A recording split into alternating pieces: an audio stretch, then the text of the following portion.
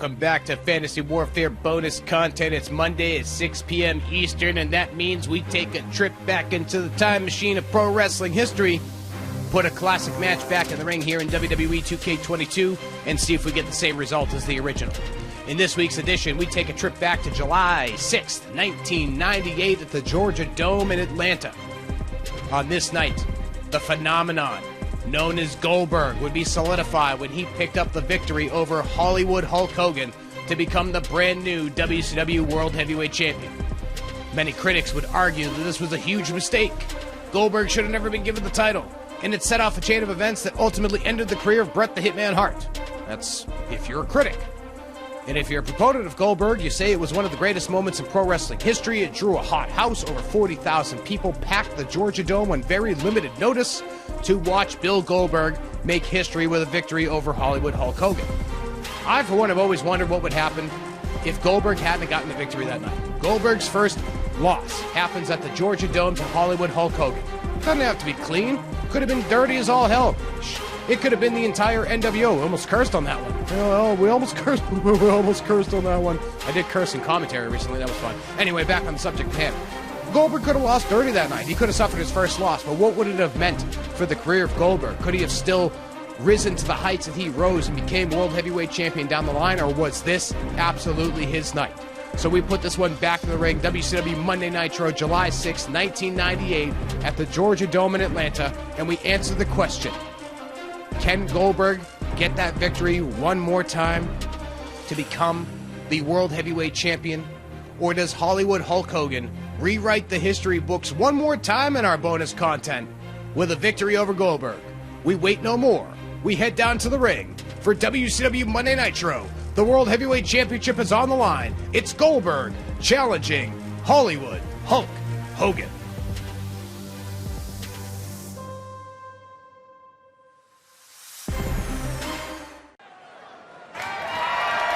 The following champion versus champion contest is scheduled for one fall and is for the WCW World Heavyweight Championship.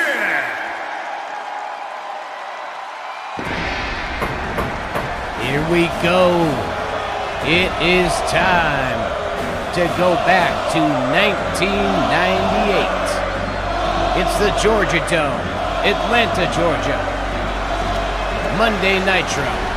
The WCW United States Champion Bill Goldberg begins marching his way towards the ring to challenge the WCW World Heavyweight Championship held by Hollywood Hulk Hogan.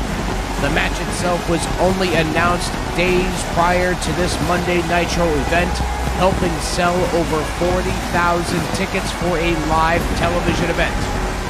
Earlier in the night, Goldberg had to get past Scott Hall in order to get to this championship match. And it would be at the conclusion of this match that Goldberg would be standing tall with two championship belts, as he would be the WCW United States Champion and the brand new WCW World Heavyweight Champion after defeating Hollywood Hulk Hogan. Of course, Goldberg would vacate the United States Championship and would go into a tournament, and Goldberg would reign as the World Heavyweight Champion until December of 1998, later in this year, when he would be defeated for the first time by Kevin Nash. And of course, you can't forget Scott Hall and the Tasers involvement.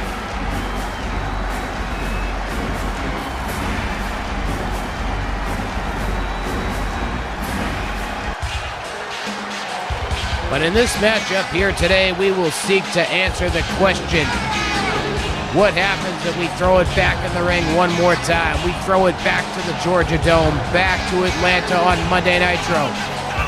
Hogan defending the World Heavyweight Championship that has been spray painted with the letters NWO. What happens if we put it into WWE 2K22 Fantasy Warfare? Does Goldberg continue the undefeated streak that he had coming into this night and walk away with the World Heavyweight Championship once more? Or might Hollywood Hulk Hogan be able to rewrite the digital history books with a victory and retain the WCW, or as he would call it, NWO World Heavyweight Championship We will find out in just a few moments as Hollywood Hulk Hogan, representing the NWO, marches his way to the ring before this sold-out crowd in Atlanta, Georgia at the Georgia Dome. Hogan doing the victory lap at the World Heavyweight Championship. It could very well be the last time we see him do that here.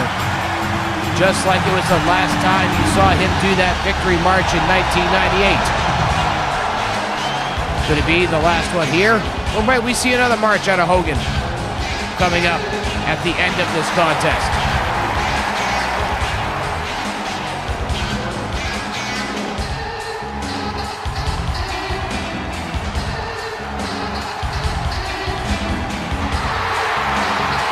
Hogan soaking in the response from the audience here, looking to use it to his benefit. Hogan's always fueled on the cheers or the boos of the audience. It doesn't matter which one he's getting.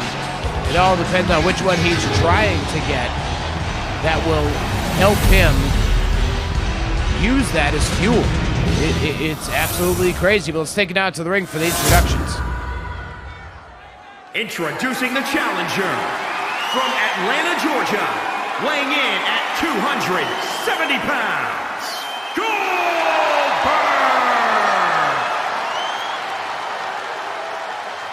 And introducing the champion from Hollywood, California, weighing in at 302 pounds, he is the WCW World Heavyweight Champion, Hollywood Hogan!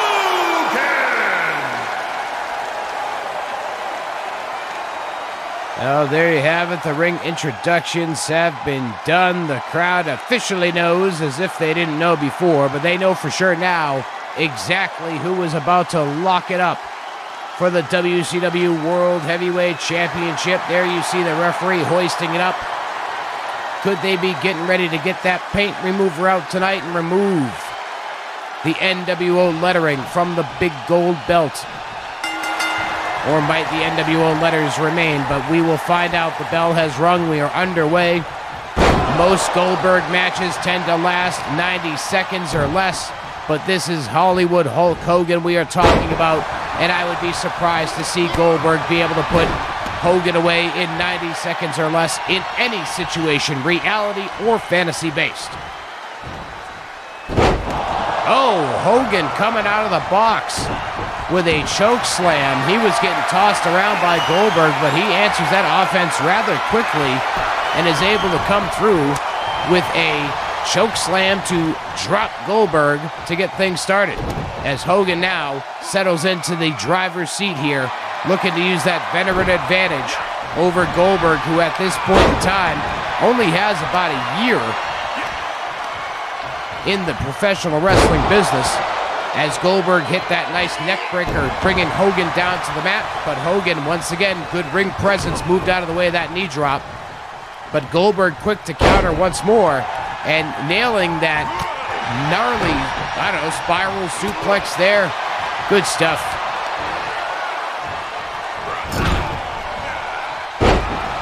Hogan tossed Goldberg like he was a rag doll, like he was a wrestling buddy.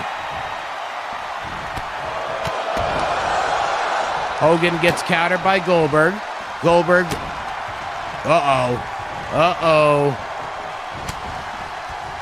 Goldberg could be in trouble. Like I said, it doesn't matter what side of the law he's on. Hogan using the adulation from the crowd to fuel him, and he hits Goldberg with the leg drop. Hit him with the boot and the leg drop, but what's Hogan doing? Top rope for Hogan.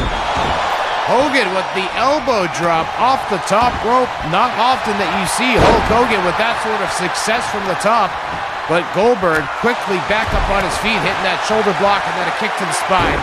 And then, nobody there for that one. Goldberg trying for a drop kick to the back of Hogan's head, but Hogan moved, and now Hogan back into the offense. Trying to kick out the legs of Goldberg, smart move. If you can't run, you can't hit a spear. Hogan off the ropes, another leg drop. This time Goldberg moves out of the way of the Hogan leg drop. Press slam attempt by Goldberg. Oh, driving him down hard.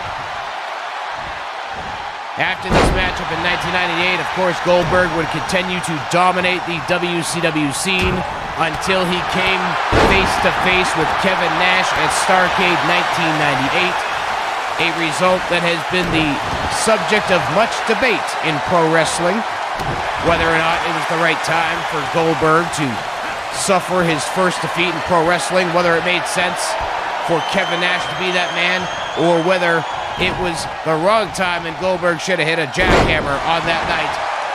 He wasn't able to do it there either. But should Goldberg have kept the World Heavyweight title that night? Did it make sense for him to lose the title? It's all a matter of subjective debate. But right now it looks like Goldberg could be getting ready to repeat 1998 as he hits Hogan with the spear. And you know what follows the spear. It's usually, well, in this game, it'll probably be a quick pinfall and then the jackhammer. But in reality, it would have been followed by a jackhammer. And there we go. There was that brief pinfall. Goldberg grabbing Hogan, knee to the head.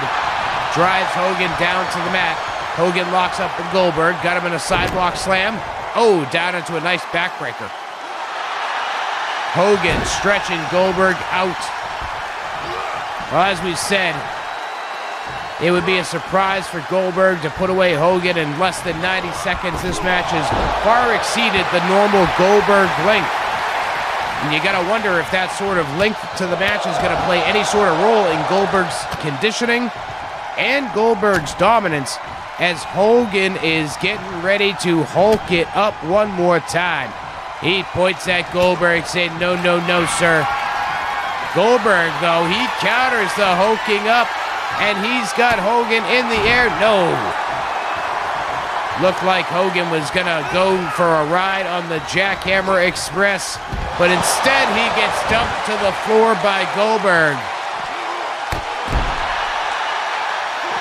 Personally, I would have just taken the jackhammer if my consolation prize is getting whipped to the floor like a sack of potatoes.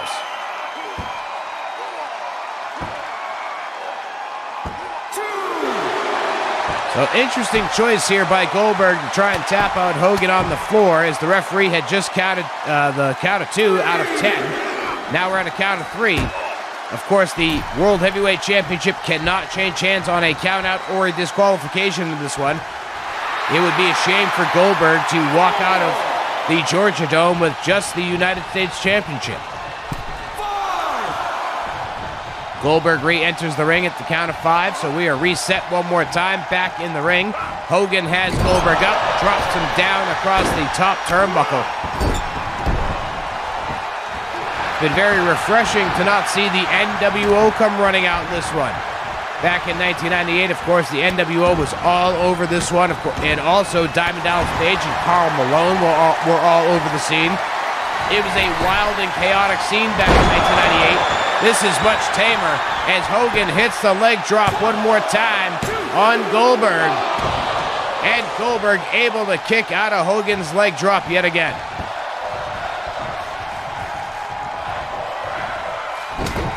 But this match much tamer and calmer compared to the 1998 showdown between these two.